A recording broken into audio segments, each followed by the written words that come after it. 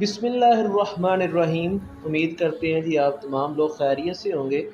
آج ہم سورت جو ہے سورہ مریم ترجمۃ القرآن کی پہلی سورت جو آپ کے سلیبس میں شامل کی گئی ہے اس کو تفصیلی طور پہ جو ہے وہ دیکھتے ہیں، کیونکہ اس میں سے ہم نے جو پہلی ویڈیو بنائی تھی اس میں بتا دیا تھا کہ اس کا پیپر پیٹرن جو ہے وہ کس طرح کا آئے گا۔ تو انہوں نے اس میں واضح بتایا ہے کہ سورۃ مریم جو ہے اس کے ساری جو پہلے مضمون دیا گیا ہے، تعارف دیا گیا ہے، یا اس کے بارے میں جو کچھ پہلے لکھا گیا ہے اس میں سے سوال بھی پوچھے جائیں گے، ایم سی کیوز بھی پوچھے جائیں گے اور تفصیلی سوال بھی آئے گا۔ تو اس لیے اس کو ڈیٹیل سے دیکھتے ہیں۔ سب سے پہلے ہے جی ہمارے پاس سوال، سورہ مریم جو ہے یہ ایک مکی صورت ہے۔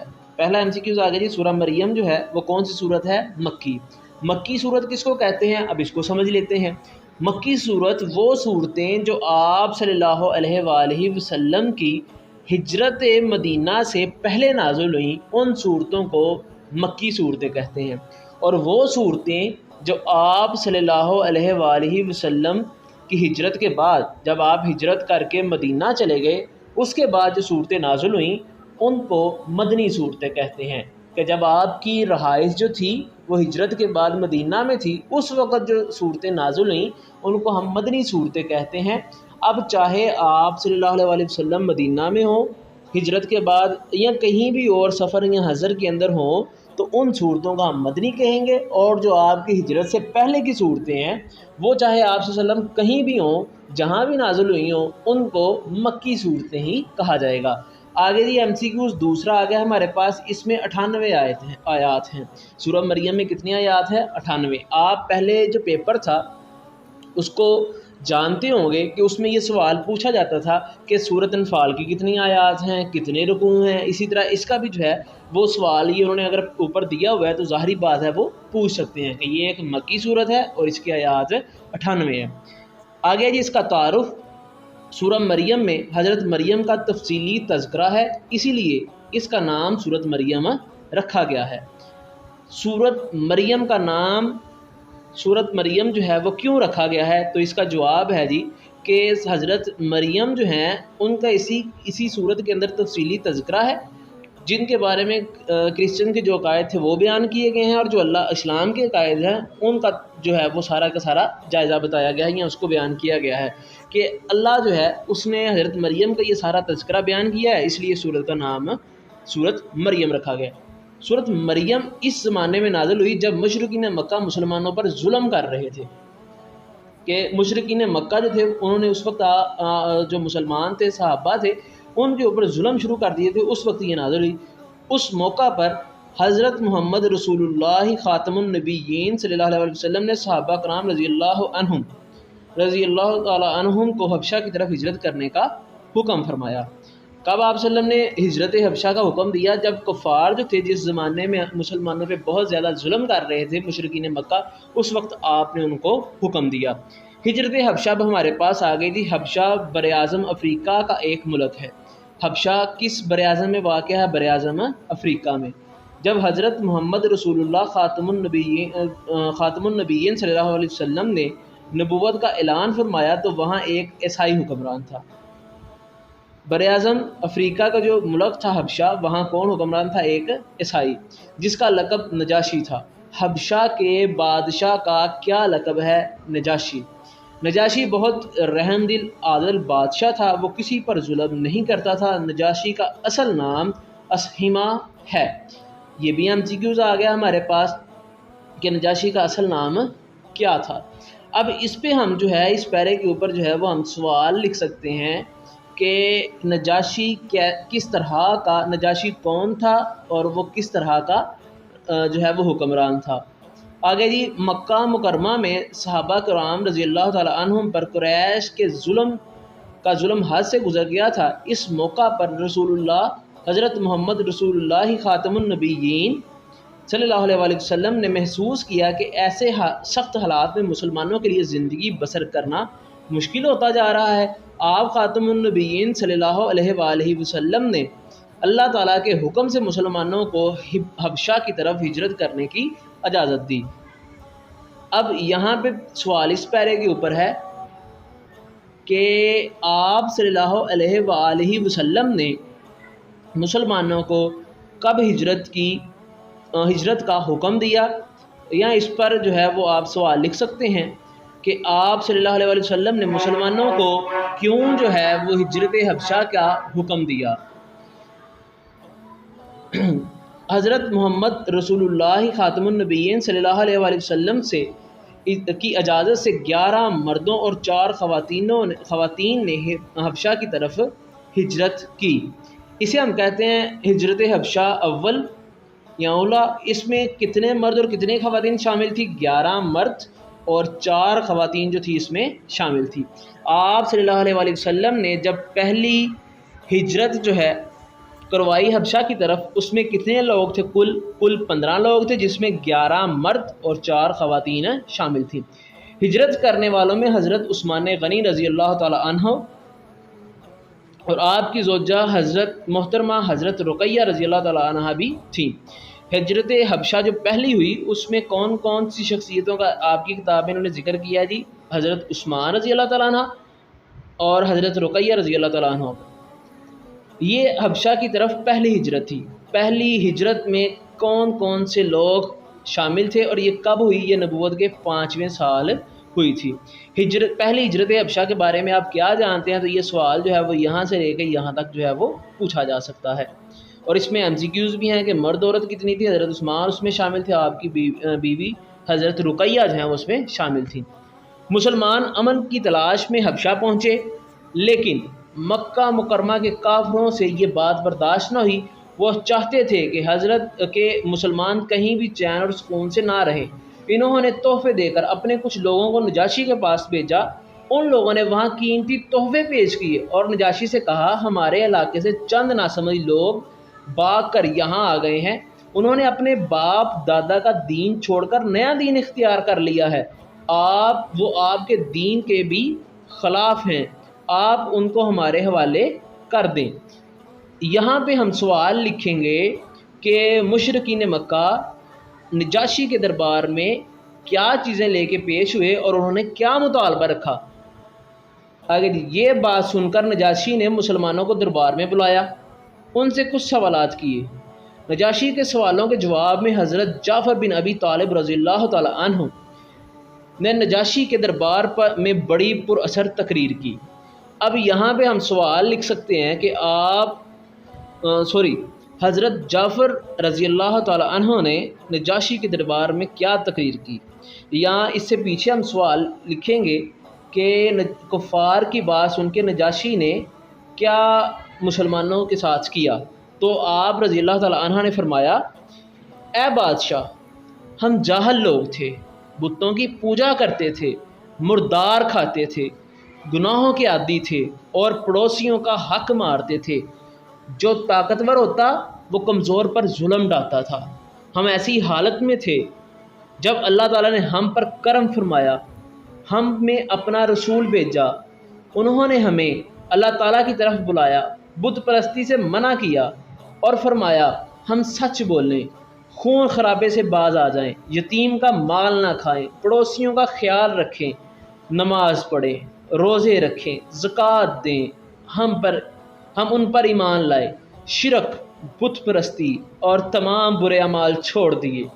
اسی وجہ سے ہماری قوم ہماری دشمن ہو گئی اور وہ چاہتی ہے ہم اسی گمراہی کی طرف واپس چلے جائیں۔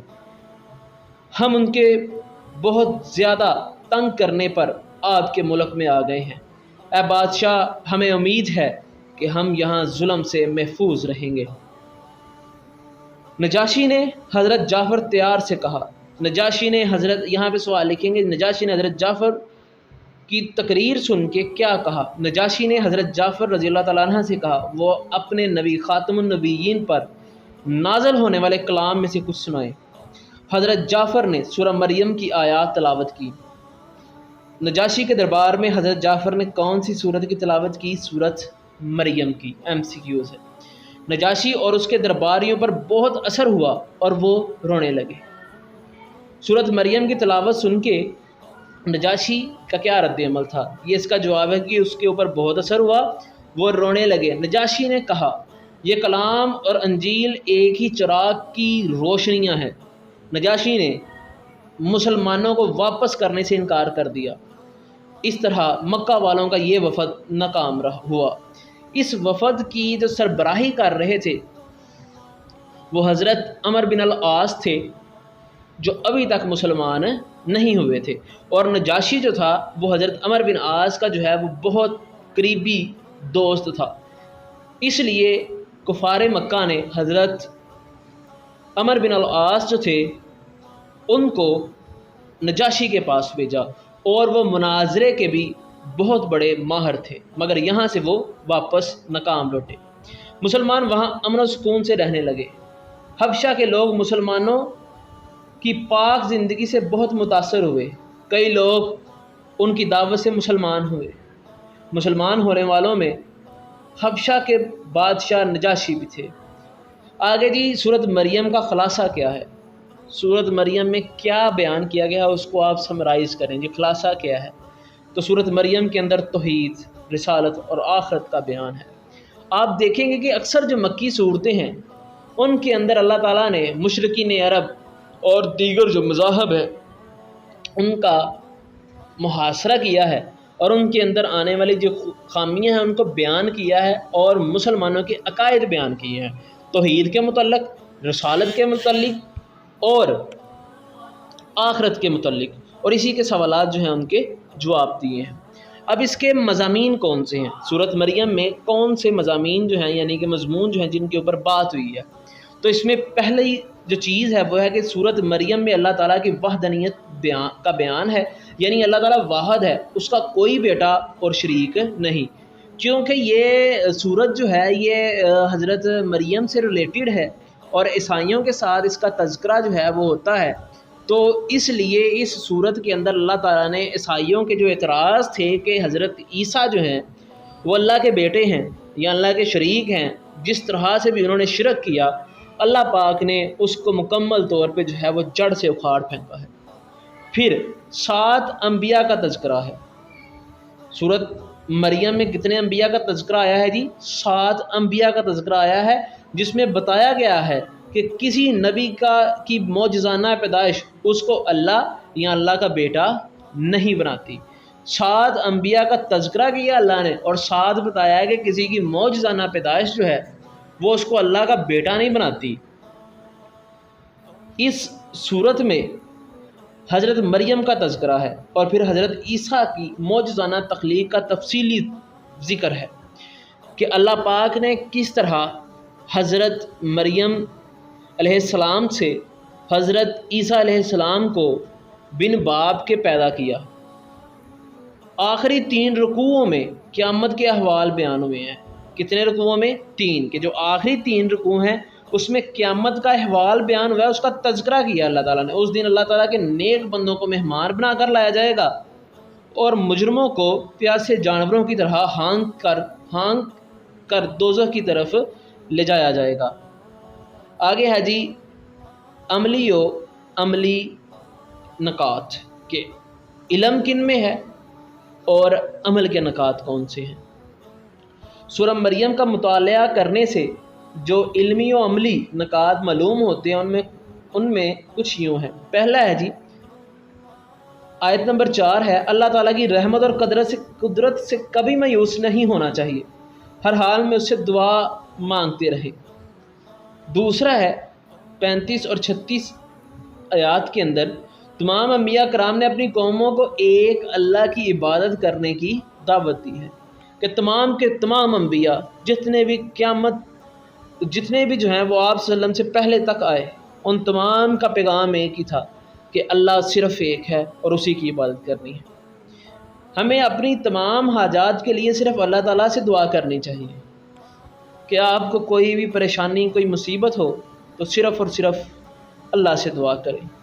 کسی نبی کی معجزانہ پیدائش انہیں اللہ یا اللہ کا بیٹا نہیں بناتی، بلکہ یہ ان کی عظمت کو بیان کرتی ہے کہ اگر کسی نبی کی معجزانہ پیدائش ہوئی ہے تو وہ اللہ کا بیٹا نہیں بنائے گی، بلکہ ہمیں یہ بتائے گی کہ یہ اللہ کا معجزہ ہے، ان کی عظمت ہے۔ ہمیں اپنے والدین کے ساتھ نیک سلوک کرنا چاہیے، کیونکہ یہ انبیاء کرام کا طریقہ ہے۔ سورہ مریم کی آیت نمبر 14 میں بیان ہوا ہے کہ اپنے والدین کے ساتھ نیک حسن سلوک کریں، کیونکہ یہ انبیاء کرام کا طریقہ ہے اور ہمیں انبیاء کی پیروی کرنی چاہیے۔ ہمیں اپنے بڑوں کو نہایت ادب اور احترام سے نیکی کی دعوت دینی چاہیے اور انہیں برائی سے منع کرنا چاہیے، کہ آپ اپنے بڑوں کو ادب کے ساتھ نیکی کی دعوت دیں گے اور انہیں برائی سے روکیں گے۔ ہمیں وعدہ پورا کرنا چاہیے، کیونکہ یہ انبیاء اور نیک لوگوں کی صفات ہیں۔ اللہ تعالیٰ نے قرآن مجید کو حضرت محمد رسول اللہ خاتم النبیین صلی اللہ علیہ وسلم کی زبان یعنی عربی زبان میں آسان فرما دیا۔ قرآن مجید کس زبان میں نازل ہوا جی؟ عربی میں۔ ہمیں بھی عربی زبان سیکھ کر قرآن مجید میں غور و فکر کرنا چاہیے۔ حدیث نبوی ہے، حضرت محمد رسول اللہ خاتم النبیین صلی اللہ علیہ وسلم نے فرمایا، ماں کی گود میں جن بچوں نے بات کی ان میں سے ایک حضرت عیسیٰ علیہ السلام ہے۔ ماں کی گود میں جن بچوں نے بات کی ان میں ایک کون ہے؟ حضرت عیسیٰ۔ یہ آپ کو MCQs میں بھی پوچھ سکتے ہیں کہ کن بچوں نے ماں کی گود میں بات کی، اور نیچے آپشن دے دیں گے کچھ انبیاء کرام کے، تو آپ نے حضرت عیسیٰ پہ ٹک کرنا ہے۔ آگے ہے جی اہم بات، ہمارے نبی حضرت محمد رسول اللہ خاتم النبیین صلی اللہ علیہ وسلم نے معراج کے سفر میں جن انبیاء کرام سے ملاقات فرمائی ان میں حضرت عیسیٰ بھی تھے، کہ آپ صلی اللہ علیہ وسلم کو اللہ پاک نے جب معراج کروائی تو آپ کی مختلف انبیاء سے ملاقات ہوئی، جن میں حضرت عیسیٰ کی جو ملاقات ہے اس کا بھی تذکرہ ہے۔ جب ملاقات ہوئی تو حضرت عیسیٰ علیہ السلام نے حضرت محمد رسول اللہ خاتم النبیین صلی اللہ علیہ وسلم کو دیکھ کر فرمایا، خوش آمدید نیک بھائی، نیک نبی، نیک بھائی، کہ حضرت عیسیٰ نے آپ صلی اللہ علیہ وسلم کو دیکھ کے کیا فرمایا معراج کے موقع پہ؟ خوش آمدید نیک نبی، نیک بھائی۔ حضرت محمد رسول اللہ خاتم النبیین صلی اللہ علیہ وآلہ وسلم نے حضرت عیسیٰ کا حلیہ مبارک بیان کرتے ہوئے فرمایا، ان کا قد درمیانہ، رنگ سرخ و سفید، وہ ایسے لگتے تھے جیسے ابھی غسل خانے سے باہر آئے ہوں، کہ آپ صلی اللہ علیہ وآلہ وسلم نے حضرت عیسیٰ کا حلیہ کیا بیان کیا ہے۔ اور اوپر سوال بنے گا، حضرت عیسیٰ نے آپ صلی اللہ علیہ وسلم کو معراج کے موقع پہ دیکھ کے کیا فرمایا؟ یہ ہمارے پاس اس کا مکمل طور پہ جو ہے وہ ڈیٹیل کے ساتھ ہم نے مطالعہ کیا۔ اب آپ نے اس کو یاد رکھنا ہے، کیونکہ اس میں سے سوال بھی آئیں گے، MCQs بھی آئیں گے اور تفصیلی سوال بھی آئے گا۔ وہ آپ سے پوچھ سکتے ہیں کہ اس سورت کے اندر اللہ پاک نے اس سورت کا نام تعارف لکھ دیں، ہجرت حبشہ کے بارے میں آپ کیا جانتے ہیں، یہاں جو سورت مریم ہے اس کے خلاصہ کیا ہے، اس میں کون سے مضامین بیان ہوئے ہیں اور کون سے عملی کام جو ہیں اس میں بیان ہوئے ہیں۔ امید ہے کہ آپ کو سمجھ آئی ہوگی۔ اب ہم اس کا جو ہے وہ آگے دوسرا مشقی جو ہے وہ حصہ دیکھتے ہیں، اس کے لیے ہم اگلی ویڈیو جو ہے وہ تیار کرتے ہیں، اور امید ہے کہ آپ کو انشاءاللہ اس سے ضرور فائدہ ہوگا۔